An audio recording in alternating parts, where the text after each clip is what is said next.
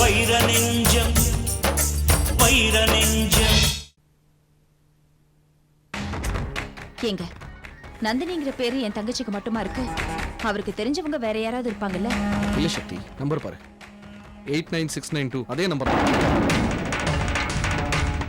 அப்படியா?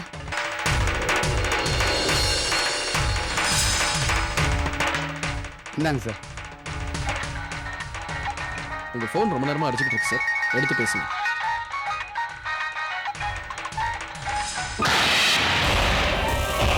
பேசுங்க சார். பேசுகிறேன் சார். ஹலோ ஹலோ, நான் நந்தினி பேசுறேன். சொல்லுங்கள். என்னையா சொல்லுங்க? உன்னை சக்தி கம்பெனிக்கு எதுக்கு வேலைக்கு அனுப்புனது? சின்சியரா வேலை செய்யறதுக்கா? அந்த கம்பெனியை இழுத்து மூடுறதுக்கான வேலையை பாரியானா இப்ப ஏன் கம்பெனிக்குலாம் லாஸ் வந்துட்டு இருக்கு. மேடம், கொஞ்சம் மரியாதையா பேசுங்க. சக்தி மேடம் தங்கச்சிங்கிறதுனால தான் நான் பொறுமையா பேசிட்டு இருக்கேன்.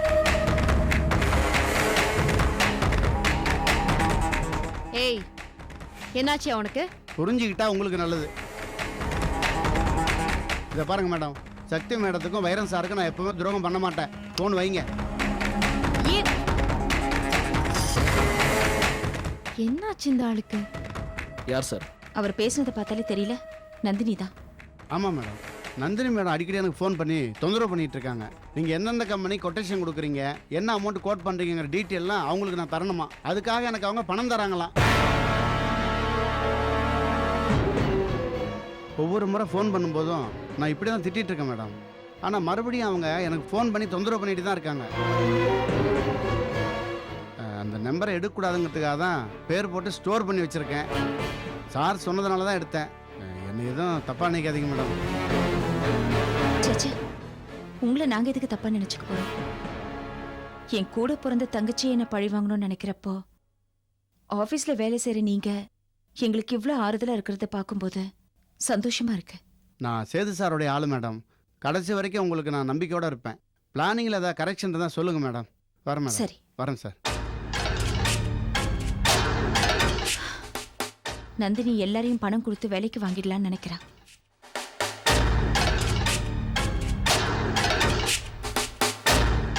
என்னங்க யோசிக்கிறீங்க? எனக்கு சாமிநாதன் மேல சந்தேகமா இருக்கு.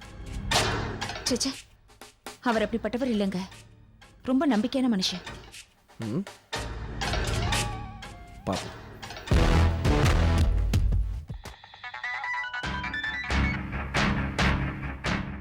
ஹலோ, என்ன சாமிநாதன், ரொம்ப நல்லவரா மாறிட்டீங்க போல இருக்கு. மன்னிச்சுக்கங்க மேடம், நீங்கள் ஃபோன் பண்ணும்போது சக்தி மேடமும் வைரம் சாரும் பக்கத்துலேயே இருந்தாங்க.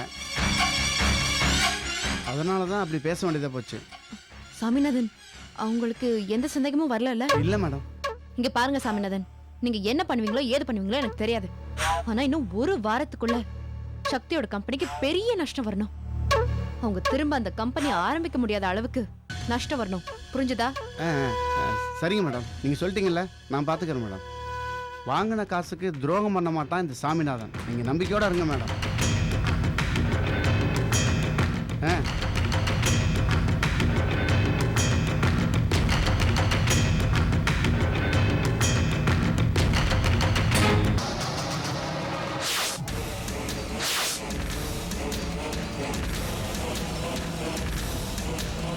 இந்த சொத்தெல்லாம் உங்க அம்மா அவங்க அப்பா வீட்டுல இருந்தா கொண்டு வந்தாங்க.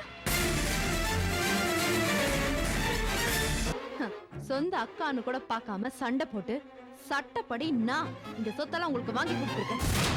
அத்தையோட இத்தனை வருஷ கனவை நனவாக்குனது நான்.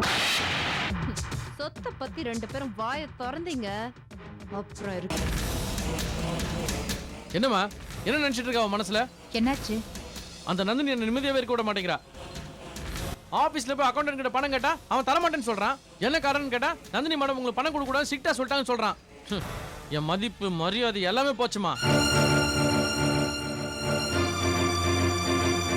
காருக்கு பெட்ரோல் போட கூட பணம் இல்லாம என் ஃப்ரெண்டு கிட்ட இருந்து கடன் வாங்கி பெட்ரோல் போட்டு வரமா. என்னம்மா நினைச்சிட்டு இருக்கா அவன் மனசுல? தெரியும் இவனா. இவ்வளவு நேரம் நானும் நந்தினி பத்தி தான் யோசனை பண்ணிட்டு இருந்தேன். அவ பேசுற ஒவ்வொரு வார்த்தையும் தாங்கிக்க முடியல. திடீர்னு அவ குணம் எப்படி இப்படி மாறிச்சுன்னு தான் தெரியல. ஏன் தெரியல? இது எல்லாமே உங்களோட வேலை தாம்மா. நந்தினி ஒழுங்கு மரியாதையா நம்ம சொல் பேச்சே கேட்டுக்கிட்டு வீட்டுக்குள்ளே அடை கொடுக்கமா இருந்தா. ஆனா நீங்க தான் சொத்தை அவ பேருக்கு எழுதி வச்சிங்கல்ல. இப்ப பாருங்க, அவ வச்சது தான் சட்டம்னு உங்களையும் என்னையும் சேர்த்து ஆட்டி படைக்கிறா. சும்மா என்னைய குத்த சொல்லிட்டு இருக்காத. பிரியாவால ஏதாவது பிரச்சனை வந்துருமோன்னு தான் சொத்தை நந்தினி பேருக்கு மாத்தி எழுதினேன். ஆனா நந்தினி அவளோட பிரச்சனையா இருப்பான்னு யாருக்கு தெரியும்? ஆமா, ஆவுன்னா இதே சொல்லுங்கம்மா. உங்களுக்கு பிரியாணி ஒருத்தி கிடைச்சா அவளுக்கு திலோத்தமான் எவ்வளோ ஒருத்தி கிடைச்சிருக்கா? நடுவில் மாட்டிட்டு முடிக்கிறது நாமா? சொந்த வீட்டிலே பிச்சைக்கார மாதிரி கையேந்திட்டு நிற்க வேண்டிய நிலைமை வந்துருச்சு. அவமானமா இருக்குமா? உன்னை மட்டும் அவமானப்படுத்தினா என்னையும் தான் கேவலமா பேசினா. உங்க அப்பா ஆபீஸ்ல ஸ்டெனோவா இருந்து அவர் வளைச்சு போட்டுட்டேனா? அந்த இடத்துல பலாரும் ஒரு அற விட்டு இருந்தீங்கன்னா அதுக்கு மேல அவ பேசியிருப்பாளா? நீங்க பொறுமையா இருந்தீங்க, அதை அவ சாதகமா எடுத்துக்கிட்டா. கட்டின புருஷன் நீ கை ஓங்கினப்பவே அவ தடுக்கிறா. நான் கை ஓங்கி இருந்தா கழுத்தை பிடிச்சு வெளியில தள்ளியிருப்பா. கிழிப்பா. இப்ப நந்தினி நினைச்சா என்ன வேணாலும் பண்ணலாம். நான் ஒன்னும் அவ பெருமையை கேட்கலாமா? இப்ப என்ன பண்ணு சொல்லுங்க. இதுக்கு மேல என்னால் பொறுமையா இருக்க முடியாது. இத பாரு, இப்போதைக்கு நந்தினிக்கு என்ன பிரச்சனைனாலும் அடுத்த செகண்டே இந்த வீட்டு வாசல்ல சக்தி வந்து நிப்பா. சக்தி நந்தினி ஒண்ணு சேர்ந்துட்டாங்கன்னா நாம காணாம போயிடுவோம்.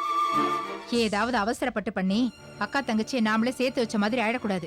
கொஞ்சம் அமைதியாயிரு. அட போமா, இதே தான் நீங்க அந்த காலத்துல இன்னி வரைக்கும் சொல்லிட்டு இருக்கீங்க. அன்னைக்கு வந்த கோவத்துல கட்டின பொண்டாட்டின்னு கூட பார்க்காம நந்தினி ஏதாச்சும் பண்ணிருப்பேன். ஆனா நீங்க தான் சும்மா இரு, அமைதியா இருன்னு என்ன தடுத்துட்டீங்க. இல்லைன்னா இவ்வளவு தூரம் பிரச்சனை வந்திருக்குமா? என் மரியாதையே போச்சுமா.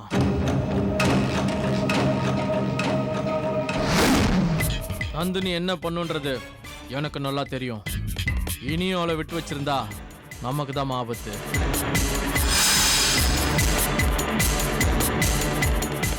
இவன் ஒரு முன்கோபக்காரன். என்ன பண்ணி தொலைக்க போறானோ?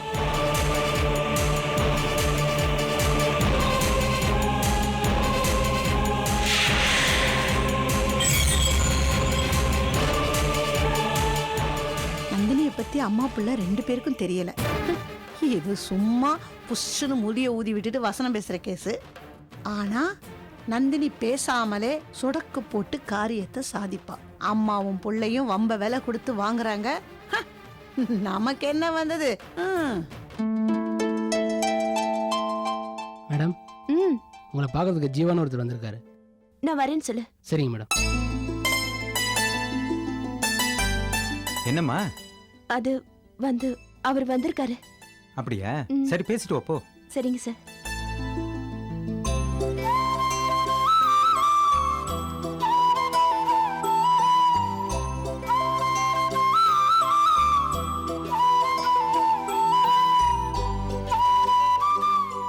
Good morning. Good morning. அம்மா உங்ககிட்ட இருந்து பணம் வாங்கியிருந்தாங்களாமே, கொடுத்துட்டு வர சொன்னாங்க. தேங்க்ஸ்.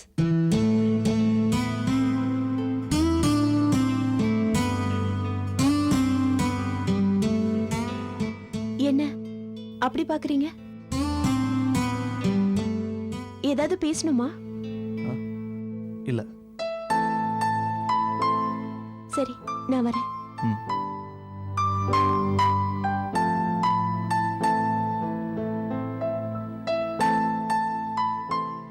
கூப்பிட்டீங்களா? இல்லையே. ஓ சாரி, கூப்பிட்ட மாதிரி இருந்துச்சு.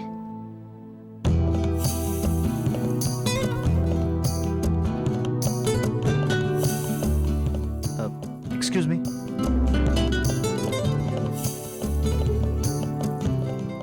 இப்ப கூப்பிட்டீங்களா?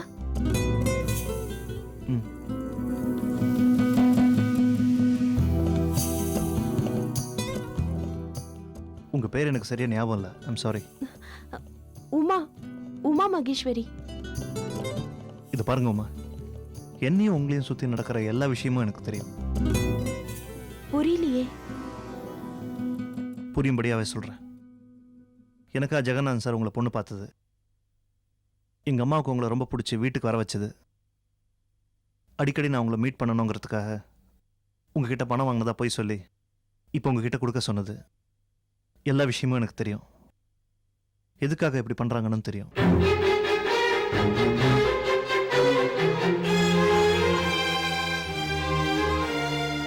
எங்க அம்மா பாவம், எப்படியாவது எனக்கு கல்யாணம் பண்ணி வைக்கணும்னு ஆசைப்படுறாங்க. எனக்கு கல்யாணத்துல விருப்பம் இல்லை. எங்கள் அம்மாவுக்கு நான் எவ்வளவோ எடுத்து சொல்லிட்டேன், அவங்க புரிஞ்சுக்க மாட்டேங்கிறாங்க. ப்ளீஸ் நீங்களும் அதை என்ன புரிஞ்சுக்குங்க. என்னோட ஆசை எல்லாம் வேற.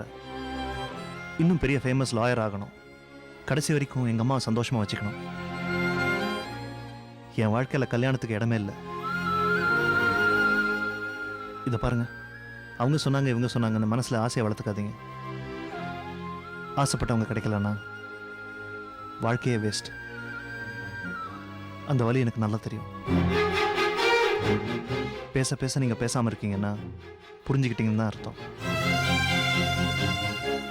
என் முடிவை நான் சொல்லிட்டேன். உங்கள் எதிர்காலத்துக்கான நல்ல முடிவை நீங்கள் தான் எடுக்கணும். நல்லவராக பார்த்து கல்யாணம் பண்ணிக்கிட்டு சந்தோஷமாக இருங்க. உங்கள் மனசுக்கு பிடிச்ச மாதிரி வாழ்க்கை துணை அமையறதுக்கு என்னோட வாழ்த்துக்கள்.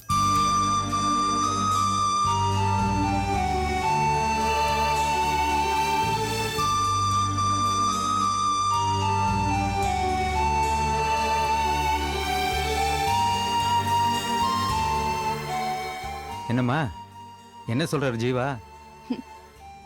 என் மனசுக்கு பிடிச்ச புருஷன் அவர்தான். அது தெரியாம அவர் பேசிட்டு போறாரு. வக்கீல் இல்ல, அதான் பக்கம் பக்கமா பேசிட்டு போறாரு. நல்லதான் பேசுறாரு. உனக்கு அவரை பிடிச்சிருக்கா? பிடிக்காமையா? அவர் இவ்வளவு நேரம் பேசிட்டு இருந்ததை கண் கொட்டாம ரசிச்சிட்டு இருந்த. அப்புறம் என்ன, கூடிய சீக்கிரம் உனக்கும் ஜீவாவுக்கும் கல்யாணம். அதுக்கு நான் பொறுப்பு. நீ பேசாம கண்ணை மூடிக்கிட்டு அழகா ஒரு டூயட் பாடி என்ஜாய் பண்ணு. ஓகே?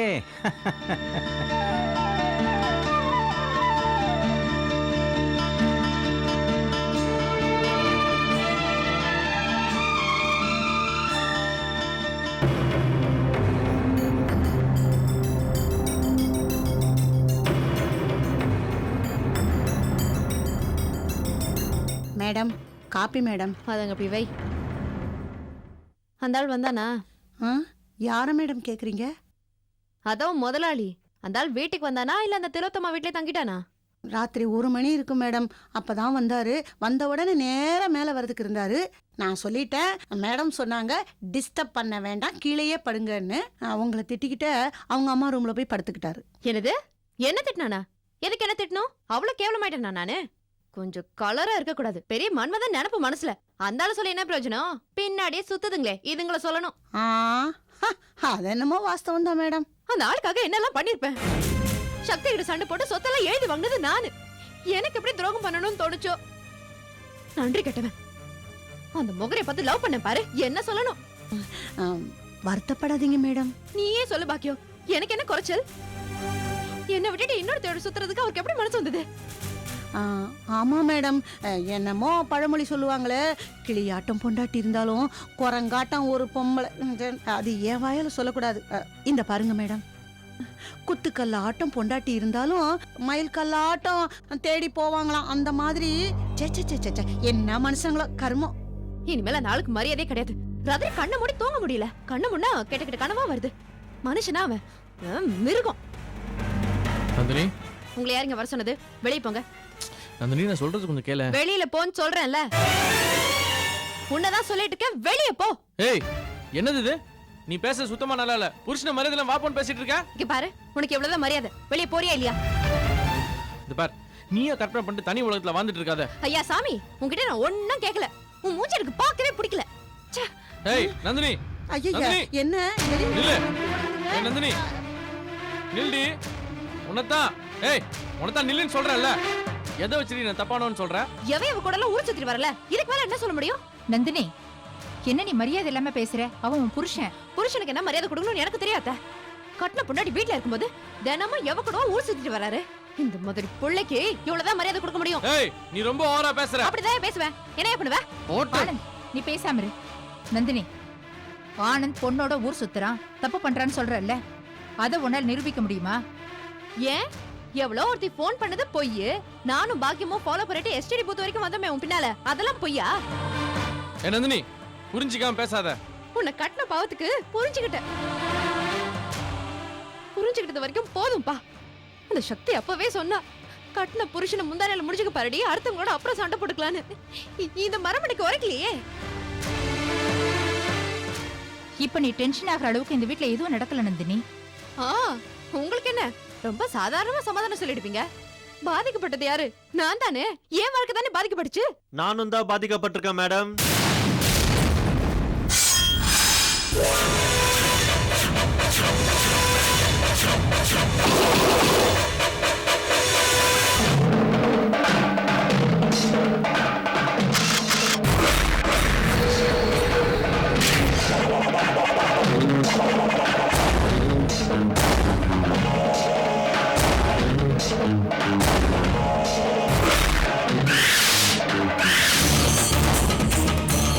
நான் கூட பாதிக்கப்பட்டிருக்கேன் மேடம்.